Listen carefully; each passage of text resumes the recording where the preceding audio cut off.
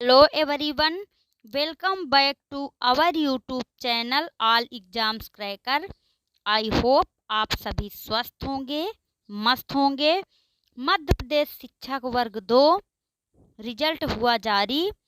अब बहुत सारे अभ्यर्थियों का सिलेक्शन हो चुका है, तो जिनका सिलेक्शन हो चुका है उनके लिए कॉन्ग्रेचुलेसन और बहुत ढेर सारी बधाइयाँ। अब जान लेते हैं कि बहुत सारे अभ्यर्थियों का सिलेक्शन नहीं हो पाया है, अच्छे अंक लाकर भी सिलेक्शन नहीं हो पाए हैं। अब बहुत सारे अभ्यर्थियों के मन में परसेंटाइल नहीं समझ में आ रहा है कि आखिर मेरे इतने नंबर थे, इतना परसेंटाइल आया, फिर भी मेरा सिलेक्शन नहीं हुआ, तो वो क्यों नहीं हुआ, आइए जान लेते हैं। तो सबसे पहले परसेंटाइल क्या होता है, हम इस चीज़ को जानेंगे। तो परसेंटाइल यह बताता है कि किसी परीक्षा में आपने कितने प्रतिशत उम्मीदवारों से ज़्यादा अंक हासिल किए हैं।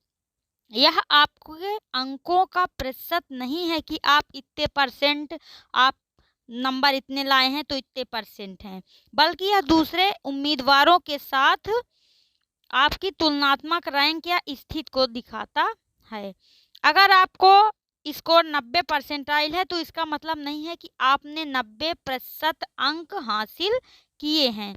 इसका मतलब है कि आपने उस परीक्षा में शामिल 90% उम्मीदवारों से बेहतर प्रदर्शन किया है और आप टॉप 10 उम्मीदवारों में शामिल हैं। ये परसेंटाइल आपका बताता है। मान लीजिए जैसे कि अभी वर्ग 2 में 1,65,000 के करीबन अभ्यर्थी शामिल हुए थे।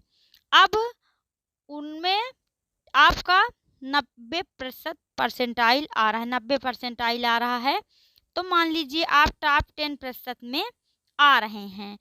तो इस तरह में बात करें कि 1,65,000 का 10% कितना हो जाएगा, लगभग इसका कितना हो जाएगा, 16,500। ये रहा 10%, 1,65,000 का।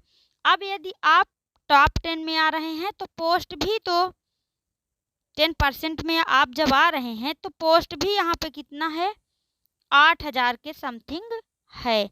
तो इस तरह में 90 परसेंटाइल पर भी आपका सिलेक्शन नहीं हो पाया।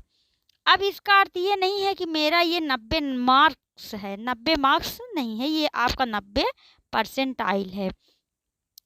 आपको आई होप कि अब परसेंटाइल समझ में आ गया होगा।